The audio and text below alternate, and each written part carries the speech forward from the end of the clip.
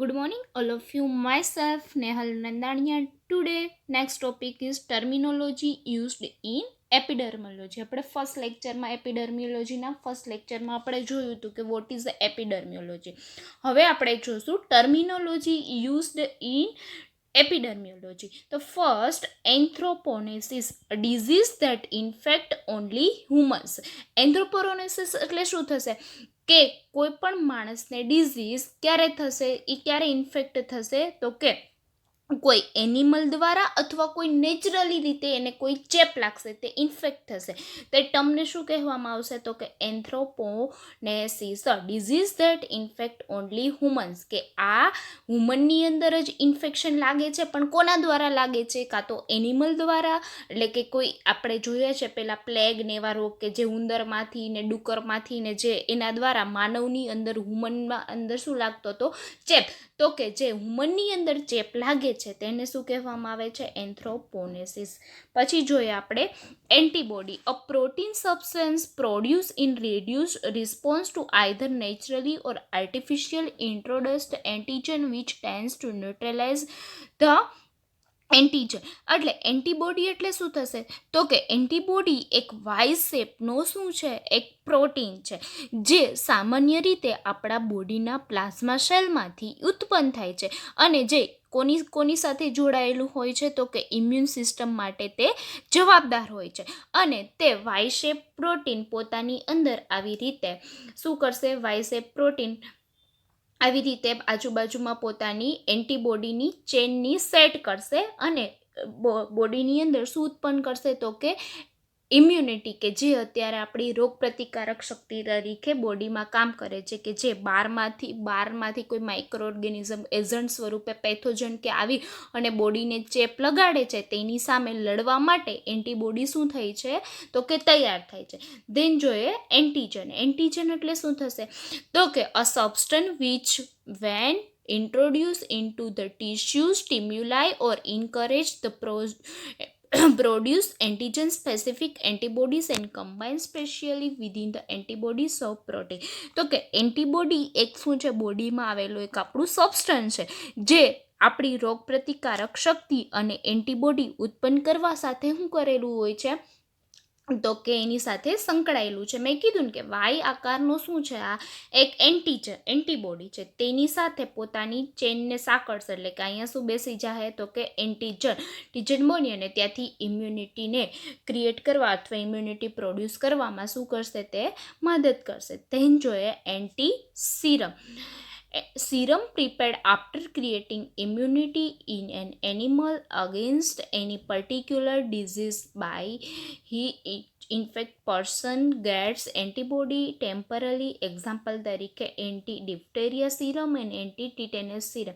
હવે serum prepared after creating immunity in any animal against any particular disease by infect person get antibody temporary. એટલે કે કોઈ પણ એવું કોઈ એક ડિઝીઝ છે, બરાબર છે, તેના માટે વેક્સિન કઈ રીતે પ્રિપેર, અત્યારે આપણે જોઈએ છે COVID-19 છે તો કે ડિઝીઝ થઈ ગયો છે, બરાબર, તો એની ઇમ્યુનિટી પણ ક્રિએટ થઈ ગઈ છે. તો હવે એના માટે કઈ રીતે વેક્સિન બનાવી, એના અગેન્સ્ટ કઈ રીતે આપણે એક સિરમ તૈયાર કરી અને વેક્સિન બનાવી, તેના માટે કઈ ટર્મ યુઝ થાય છે તો કે anti serum.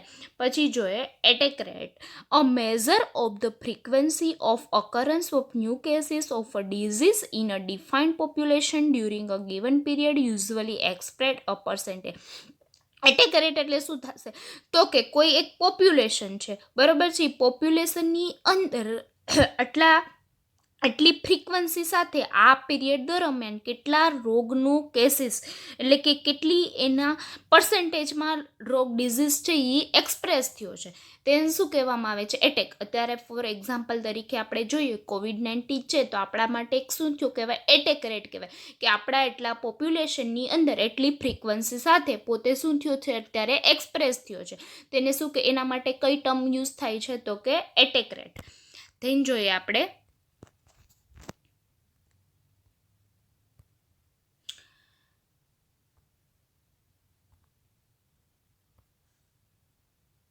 then attenuation. This is the biological process. This is the biological process by which the poison or fatality or organism is reduced. It is the used of prepare vaccine. કે આ એક કેવી process છે તો કે biological process છે કે બોડીની અંદર કોઈ પોઈઝન એટલે કે કોઈ પણ જાતનું ઝેરી દ્રાવણ બોડીની અંદર હોય અથવા ફેટેલિટી એટલે શું થાય કે મૃત્યુ કે એકદમ જીવલેણ હોય એવું કોઈ ઓર્ગેનિઝમ છે તેને ઘટાડવા માટે જે પણ વેક્સિન પ્રિપેર કરવામાં આવે છે એટલે કોઈ એના વિરુદ્ધ એના અગેન્સ્ટ આપણે શું દેવાની હોય વેક્સિન, તેના માટે કઈ ટર્મ યુઝ થાય છે તો કે એટેટ્યુનિયસ. ધેન બેક્ટેરિયામાં એટલે શું થાય presence of bacteria in blood circulation કે બેક્ટેરિયા કોની અંદર પ્રેઝન્ટ હોય જે આપણા બોડીનું બ્લડ સર્ક્યુલેશન થતું હોય તેના અંદર પ્રેઝન્ટ હોય છે. ધેન બેક્ટેરિયોસાઇડલ્સ એટલે કે એવી કોઈ મેડિસિન અથવા કોઈ એવું સબસ્ટન્સ કે બોડીની અંદર જઈ અને બેક્ટેરિયાને કેવું કરી નાખે ડિસ્ટ્રોય કરવું એટલે કે તેમનો વિનાશ એટલે કે એનો દર એકદમ રિડ્યુસ કરી નાખશે. ધેન જોઈએ આપણે કરિયર એટલે શું થાય તો કે person or animal who harbors a specific disease causing agent in the absence of clinic manufacturing and who serve a potential receiver or source infection to other. Career એટલે શું એક જાતનું વાહક કે કોઈ માની લો કે માખી છે બરાબર, ફોર એક્ઝામ્પલ તરીકે આપું છું તમને કે માખી છે કોઈ વાસી પોતે ગમે ત્યાં ઇન્ફેક્ટ એરિયામાં બેસીને આવી છે, પોતે જઈ અને પછી એવા વાસી ખુલ્લો પડેલા ખોરાકમાં બેસે અને ખોરાકને કેવો કરી નાખે ઇન્ફેક્ટ કરી નાખે. એ ખોરાક આપણે શું કરશું તો કે આપણે ખાશું એ એટલે આપણામાં શું ગયું તો કે એ બેક્ટેરિયા થઈને આપણે શું બનશે એ તો કે રોગ ડિઝીઝ સ્વરૂપે બહાર આવશે. તો એક માખી શું થઈ કહેવાય કરિયર મીન્સ શું થાય કે વાહક. then જોઈએ case is defined as a person in the population or study group identified as having particular disease. Case એટલે શું થશે કે કોઈ પણ પોપ્યુલેશન અથવા કોઈ પણ સ્પેસિફિક એરિયામાં તમે જેટલા કેસ ફાઇન્ડિંગ એટલે કે રોગના દર્દીઓ જેટલા હોય છે તેમને શું કહેવામાં આવે છે તો કે એટલા કેસ આપણે આઈડેન્ટિફાઈ કરીએ પર્ટિક્યુલર ડિઝીઝના. Then communicable capable of being transmit directly or indirectly from an infected person or animal susceptible host. કે કોમ્યુનિકેબલ એટલે શું થશે તો કે એકબીજામાં ટ્રાન્સમિટ કરવું ડાયરેક્ટલી અથવા indirectly from a infect person કે માની લે કે કોઈ પણ પર્સન છે તે ઇન્ફેક્ટ છે, બેક્ટેરિયલ ઇન્ફેક્શન એની અંદર શું છે પ્રેઝન્ટ છે બરાબર છે. હવે એ ટ્રાન્સફર કરશે કોઈ એરબોન દ્વારા એટલે કે કોઈ શ્વાસોશ્વાસની ક્રિયા દ્વારા છે અથવા કોઈ પણ ડાયરેક્ટલી અથવા કોઈ ઓબ્જેક્ટ દ્વારા છે કે એમના વસ્તુ છે એમના કપડાં છે આપણે એનો સ્પર્શથી આપને પણ એ રોગ આવી શકે છે. એટલે કે ડાયરેક્ટલી અથવા ઇનડાયરેક્ટલી છે એ પર્સન શું કરશે આપને તો કે બીજા પર્સનને ચેપ લગાડશે. ચેપ લાગ્યો બીજા પર્સનને એને શું કહેવાય હોસ્ટ. એટલે હોસ્ટ મીન શું થાય કે જે પર્સનની અંદર ચેપ પ્રેઝન્ટ તો કે બેક્ટેરિયા પ્રેઝન્ટ છે પેથોજન એજન્ટ દ્વારા જે વાહક દ્વારા જેને તો કે જે હ્યુમનને ચેપ લાગ્યો છે એને શું કહેવામાં આવે હોસ્ટ. એટલે કે ડાયરેક્ટલી અથવા ઇનડાયરેક્ટલી કોઈ બીજાની અંદર ઇન્ફેક્શન ટ્રાન્સમિટ કરે છે તેમને શું અત્યારે આપણે છે COVID-19 બરાબર છે કે કોઈ હવા દ્વારા છે એના સ્પર્શ દ્વારા છે એની ઓબ્જેક્ટ વસ્તુ એટલે કે કોઈ ડાયરેક્ટલી અથવા એના કોન્ટેક્ટમાં આવ્યા અથવા કોઈના ઓબ્જેક્ટમાં આવ્યા એનો ચેપ આપણામાં લાગે છે તેમને શું કહેવામાં આવે છે તો કે એનું communicable. Then communicable disease an illness due to specific infection agent or it is the toxic produce which arise through transmission of that agent. It is the produce from infected person or animal or a receiver to susceptible host either directly from an infected person or animal or indirectly through an intermediate host, a vector or the environment. Communicable disease એટલે શું થશે કે કોઈ એવી specific illness બીમારી કે જે infection agent હોય કે જે માઇક્રોબેક્ટેરિયા પેથોજન વાયરસ છે તે એક ટોક્સિક પ્રોડ્યુસ અથવા કોઈ પણ એવી ઝેરી પ્રોડક્ટ્સ હોય કે જે આપણા બોડીને હાર્મ પહોંચાડતી હોય તે ડાયરેક્ટ ટ્રાન્સમિટેડ થાય, ઇન્ફેક્ટેડ પર્સન દ્વારા ટ્રાન્સમિટ થાય કે એક જણને હોય ચેપ અને એના દ્વારા આપને આવ્યો, અથવા કોઈ એનિમલ દ્વારા, અથવા રિઝાઈવર એટલે આપણે આગળ ડેફિનેશન જોશું એટલે તમને ખબર પડશે, જેના દ્વારા એક હોસ્ટ એટલે મેં તમને આગળ હમણાં કીધું કે એના દ્વારા ડાયરેક્ટલી ઇન્ફેક્ટ થાય છે પર્સન, અને જે ચેપ લગાડે છે તેને એના દ્વારા જે ડિઝીઝ થાય છે તેને શું કહેવામાં આવે છે તો કે કોમ્યુનિકેબલ ડિઝીઝ. ધેન આપણે જોઈએ communicable period. The time during which an infection agent is making an exit and potentially available for transfer directly or indirectly from an infected person and animal include anthropoid. કે જે માની લો કે જે પર્સનમાંથી જે દિવસથી આપણને ચેપ લાગ્યો એના સિમ્ટમ્સ આપણામાં પ્રેઝન્ટ થયા તે દિવસથી જ્યાં સુધી એક્ઝિટ એટલે કે તે સિમ્ટમ્સ ટ્રીટમેન્ટ મળી અને પૂરતી રીતે આપણામાંથી એક્ઝિટ ના થાય, એ બેક્ટેરિયા ડિસ્ટ્રોય ન થાય, એ જે બિટવીન સમય છે તેમને શું કહેવામાં આવે છે તો કે કોમ્યુનિકેબલ પીરિયડ. ધેન એન્ડેમિક એટલે શું થાય તો કે constant presence of a disease infection agent relatively low level within a given geographical area, population group without important from outside. તો કે એન્ડેમિક એટલે શું થાય તો કે એવો એક રોગ અથવા એક એવી સમસ્યા કે જે વ્યક્તિ અથવા કોઈ પણ કે નિયમિત રીતે આખામાં એનાથી આપણે શું હોય એ રોગથી છુટકારો મેળવવા આપણા માટે શું હોય તો કે મુશ્કેલ હોય. ત્યારે જ આપણે જોઈ લ્યો કોવિડ છે તો કે એટલો બધો ફેલાયેલો છે, એટલી સમસ્યા, એટલી ડિસ્ટ્રોય થયેલી, એટલી ડિસ્ટ્રીબ્યુશન થયેલી છે કે જેનાથી ઝડપથી છુટકારો મેળવવો શું હોય આપણા માટે થોડું ડિફિકલ્ટ હોય. ધેન એન્વાયરમેન્ટ એટલે કે the surround external to the human host, કે કોઈ પણ હોસ્ટ એટલે શું થાય કે કોઈ પણ બેક્ટેરિયા અથવા વાયરસને કોઈ ઉપર ઇન્ફેક્ટ કરવું છે એ માટે જે વાતાવરણ પૂરું પાડે છે એટલે કે હ્યુમન હોસ્ટ છે. એન્વાયરમેન્ટ એટલે શું થાય આપણું એક જાતનું વાતાવરણ.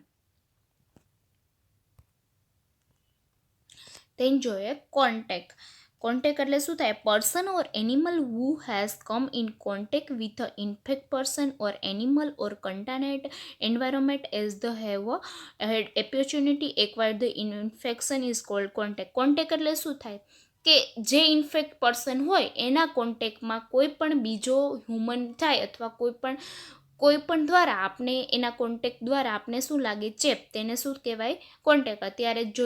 અત્યારની આ કન્ડિશનના લીધે તમને ઇઝીલી આ વસ્તુ સમજાઈ જાય કે કોઈ પણ એક કોવિડવાળો પેશન્ટ હોય એના કોન્ટેક્ટમાં તમને જવાથી એનું શું લાગે તમને ચેપ લાગે, તો કે એકબીજા વચ્ચે જે કોન્ટેક્ટ છે એને શું કહેવામાં આવે છે કે then contagious disease transmitted from one person to another through direct contact. એટલે કે કોઈ પણ ડિઝીઝ છે ડાયરેક્ટ કોન્ટેક્ટમાં આવવાથી એકબીજાના શું થાય કે એકબીજાની અંદર શું થયું તો કે disease transmit from one person to another, કે એકબીજા ડાયરેક્ટ કોન્ટેક્ટમાં એકબીજા સ્પર્શથી અને ડાયરેક્ટ જે લાગે છે તેને શું કહેવામાં આવે છે તો કે સ્ક્રેબિસ એન્ડ સિફિલિસ. એમનું શું છે તો કે એક રોગનું તમે આગળ ભણશો સ્ક્રેબિસ અને સિફિલિસ એટલે શું. જે સિફિલિસ એએસટી એટલે કે સેક્સ્યુઅલી ડિઝીઝ છે જે તમે આગળ કોમ્યુનિકેબલ ડિઝીઝ ભણશો તેમાં ડીપમાં હું કહીશ. Then contamination, the presence of an infection agent on a body surface, also on a cloth, bedding, towels, surgical instrument or dressing or other animate articles or substance include water, milk and food. Contamination એટલે શું થાય કોઈ